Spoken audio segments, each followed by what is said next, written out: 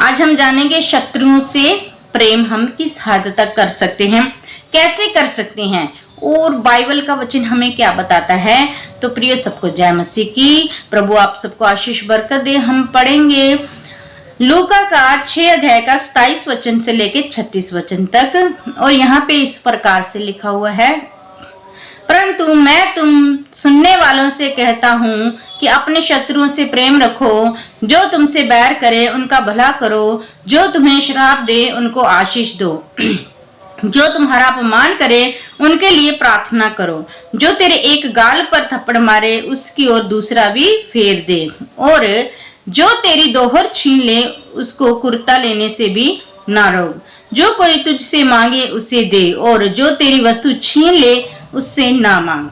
मतलब जो वस्तु छीन ले उससे ना मांग। प्रभु क्या कह रहे हैं यहाँ पे, हमें क्या करना, आशीष देनी है। जो हमें श्राप देते हैं हमें उनको पलट के श्राप नहीं देना, हमें उन्हें आशीष ही देनी है। तो आज हम इस वचन से हम आगे जानेंगे कि पुराने नियम ने उदाहरण के तौर पे हम जानेंगे कि कैसे प्रभु के एक दास ने इन बातों को माना। हालेलुया। तो मैं आगे पढ़ूंगी पहले आपके लिए। तुम चाहते हो कि लोग तुम्हारे साथ करें, तुम भी उनके साथ वैसा ही करो। यदि तुम अपने प्रेम रखने वालों के साथ प्रेम रखो तो तुम्हारी क्या बड़ाई, क्योंकि पापी भी अपने प्रेम रखने वालों के साथ प्रेम रखती हैं। यदि तुम अपने भलाई करने वालों ही के साथ भलाई करते हो तो तुम्हारी क्या बड़ाई। यदि जो हमसे भलाई करते हैं, अगर हम उन्हीं से भलाई करेंगे, जो हमसे प्यार से बातें करते हैं और हम उन्हीं से प्यार से बातें करेंगे तो इसमें क्या बड़ाई, क्योंकि हम जो हमसे प्यार कर रहे हैं हम उन्हीं से प्यार कर रहे हैं। लेकिन जो हमसे बैर कर रहा है, क्या हम उनसे प्यार कर रहे हैं? और पवित्र वचन बताता है कि हमें उन्हें क्षमा करने और उन्हें प्रेम करना है, क्योंकि पापी भी ऐसा ही करते हैं। यदि तुम उन्हें उधार दो जिनसे फिर पाने की आशा रखते हो तो तुम्हारी क्या बड़ाई, क्योंकि पापी भी पापियों को उधार देते हैं कि उतना ही फिर पाए। परंतु वरन अपने शत्रुओं से प्रेम रखो और भलाई करो, और फिर पाने की आशा ना रखकर उधार दो। परमेश्वर का वचन बता रहा है, जब आप उधार देते हो वापस पाने की आशा रखकर उधार ना दें। हालेलुया। जितना आपसे हो सके किसी की हेल्प करें और तुम्हारे लिए बड़ा फल होगा। अगर तुम ऐसा करोगे तो तुम्हारे लिए बड़ा फल होगा और तुम परम प्रधान के संतान ठहरोगे। तुम क्या करोगे? परम प्रधान परमेश्वर की संतान ठहरोगे अगर तुम ऐसा करोगे जैसा परमेश्वर का वचन बताता है, क्योंकि वह उन पर जो धन्यवाद नहीं करते और बुरों पर भी कृपालु है। जैसा तुम्हारा पिता दयावंत है वैसे ही तुम भी दयावंत बनो। वो हमारा परमेश्वर है। जो बुरा करते हैं उनके साथ भी परमेश्वर क्या करता है? भलाई करता है। यहाँ पे लिखा हुआ है, बुरों पर भी कृपालु है। बुरों पर भी क्या है? कृपालु है। जो पाप करते हैं, बुराई करते हैं, फिर भी परमेश्वर उनके ऊपर क्या है? कृपालु है। और लिखा है, जैसा तुम्हारा पिता दयावंत है वैसे तुम भी दयावंत बनो। वैसे तुम भी, मतलब हमें क्या बनना है? दयावंत बनना है। जो हमसे बुरा व्यवहार करें, हमारे शत्रु हैं, उनसे हमें प्यार से जवाब देना है, उनसे प्रेम करना है, ताकि उनकी शत्रुता बदलकर प्रेम में बदल जाए। और प्रभु का वचन हमें सिखाता है, अगर हम शमूएल 1 के 24 अध्याय पढ़ेंगे हम, तो यहाँ पे लिखा हुआ है, जब शाऊल फिलिस्तियों का पीछा करके लौटा तब उसको यह समाचार मिला कि दाऊद एन गदी के जंगल में है। तब शाऊल समस्त इजरायलियों में से 3000 को छांट कर दाऊद और उसके जनों को बनेले बकरों की चट्टानों पर खोजने गया। जब वह मार्ग पर के भेड़शालाओं के पास पहुंचा जहां एक गुफा थी, तब शाऊल दिशा फिरने को उसके भीतर गया। उसी गुफा के कोने में दाऊद और उसके जन बैठे हुए थे। तब दाऊद के जनों ने उससे कहा, सुन, आज वही दिन है जिसके विषय यहोवा ने तुझसे कहा था, मैं तेरे शत्रु को तेरे हाथ में सौंप दूंगा। कि तू उससे मनमाना बर्ताव कर ले। तब दाऊद ने उठकर शाऊल के बागे की छोर को छिप कर काट लिया। इसके बाद दाऊद शाऊल के बागे की छोर काटने से पछताया। हालेलुया। वह अपने जनों से कहने लगा, यहोवा ना करे कि मैं अपने प्रभु से जो यहोवा का अभिषिक्त है ऐसा काम करूं कि उस पर हाथ उठाऊं, क्योंकि वह यहोवा का अभिषिक्त है। ऐसी बातें कहकर दाऊद ने अपने जनों को समझाया और उन्हें शाऊल पर आक्रमण करने को उठने ना दिया। फिर शाऊल उठकर गुफा से निकला और अपना मार्ग लिया। हालेलुया। यहाँ पे हम शाऊल और दाऊद के बारे में पढ़ते हैं। शाऊल और दाऊद, शाऊल को जिसे परमेश्वर ने, इजरायलियों ने कहा था हमें कोई राजा चाहिए, तो परमेश्वर ने उन्हें राजा ठहराया था। और एक समय था कि परमेश्वर का आत्मा शाऊल के ऊपर आता था। हालेलुया। तो जब शाऊल ने परमेश्वर की आज्ञा को तोड़ा और जब आज्ञा को तोड़ा तो एक दुष्ट आत्मा आकर शाऊल को तंग करने लगा। तो शाऊल ने क्या किया, दाऊद को बुलाया जो अच्छी बीना बजाता था। जब दाऊद बीना बजाता था तो वो दुष्ट आत्मा शाऊल पे से उठ जाता था और दाऊद उसके महल में उसके साथ रहने लगा और शाऊल ने उसे अपने वहां पे काम पे रख लिया। जब युद्ध होते थे तो दाऊद जाता था और लोगों ने देखा शाऊल तो हजारों को मारता है लेकिन दाऊद लाखों को मारता है। ये सुनकर शाऊल के मन में उसके प्रति क्रोध आया, भय आया कि वो मेरे से बढ़ के प्रतिष्ठा पा रहा है।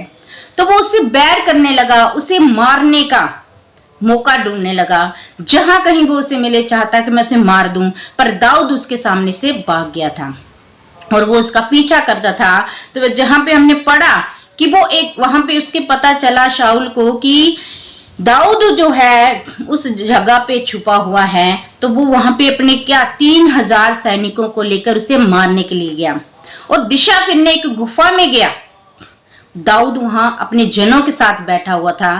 फिर भी क्योंकि दाऊद जानता था ये परमेश्वर का अभिषिक्त व्यक्ति है। हालेलुया।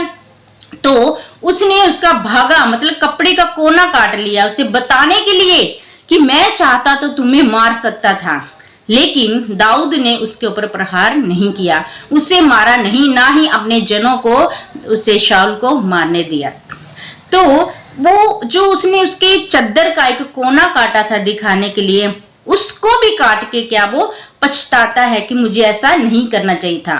तो ये क्या है, वो शाऊल दाऊद को मारने गया है और दाऊद है जो वो परमेश्वर का चुना हुआ है, परमेश्वर का भय मानता है, परमेश्वर की आज्ञाओं को मानता है।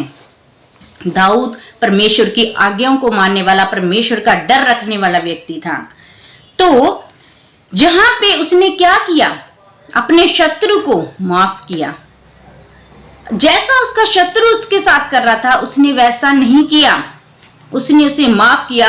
वो उसके हाथ में था, वो चाहे तो उसे मार सकता था, चाहे तो उससे बदला ले सकता था, क्योंकि शाऊल की वजह से दाऊद को दर बदर की ठोकरें लग रही थी। वो भटक रहा, कभी जंगल में कभी कहां पहाड़ियों पे रह रहा था कि वो मुझे मार देगा, लेकिन जब उसे मौका मिला उसने ऐसा नहीं किया।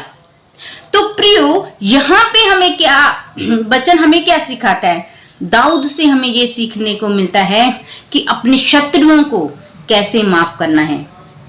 वो उसकी जान पे आ पड़ी थी, फिर भी देखो दाऊद ने शाऊल को माफ किया, प्रेम किया, अपने शत्रु से प्रेम किया। तो वैसे ही परमेश्वर का वचन हमें बताता है लूका का 6 अध्याय का 27 से लेके 36 तक कि हमें क्या करना है, अपने शत्रु से प्रेम करना है।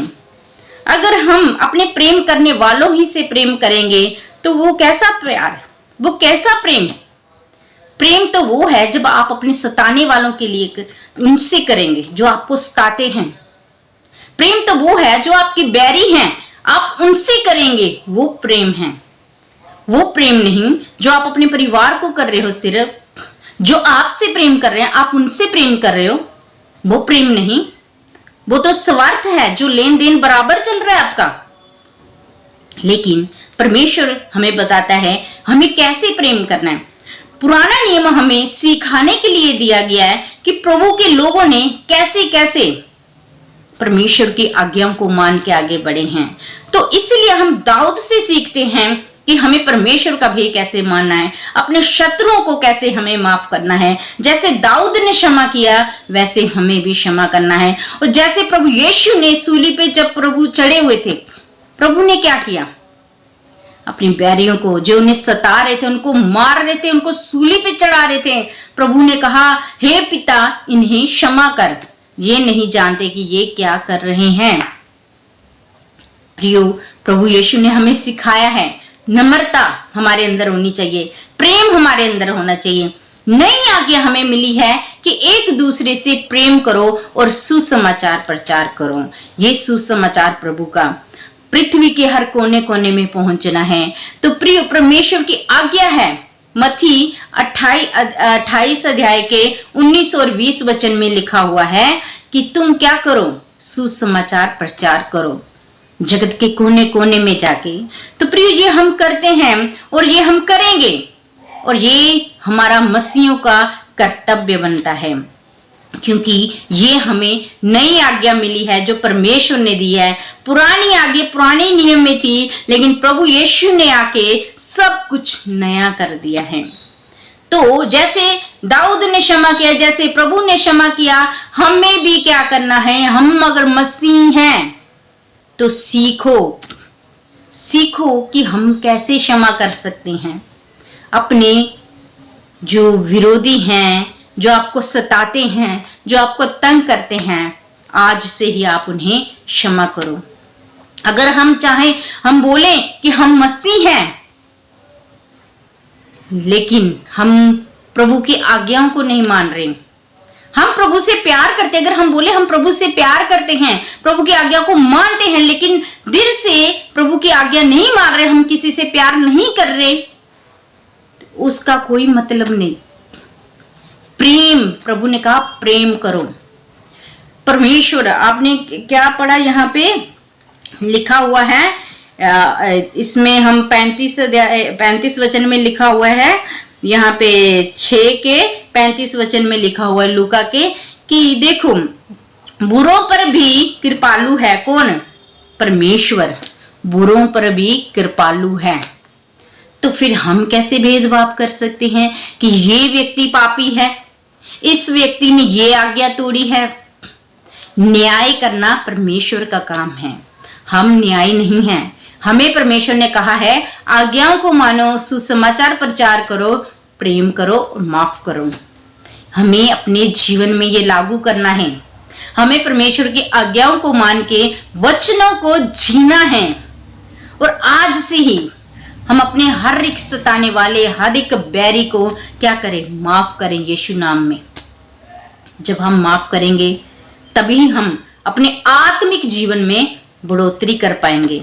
अगर हम ऊपर से प्रभु के वचनों को मानते हैं, लेकिन गहराई से, आत्मा से परमेश्वर के वचनों को नहीं मानते, अगर हम किसी को माफ नहीं कर रहे हैं, किसी से प्यार नहीं कर रहे हैं, दया नहीं कर रहे हैं, नम्र नहीं है, दीन नहीं है, तो हम आत्मा में कभी भी नहीं बढ़ सकते। क्योंकि आत्मा के फल हैं कि आप नम्र हो, दीन हो, एक दूसरे से प्रेम करो, दया करो। आत्मा के फल है, ये हमें नजर आने चाहिए, तब हम परमेश्वर में, आत्मा में बढ़ेंगे।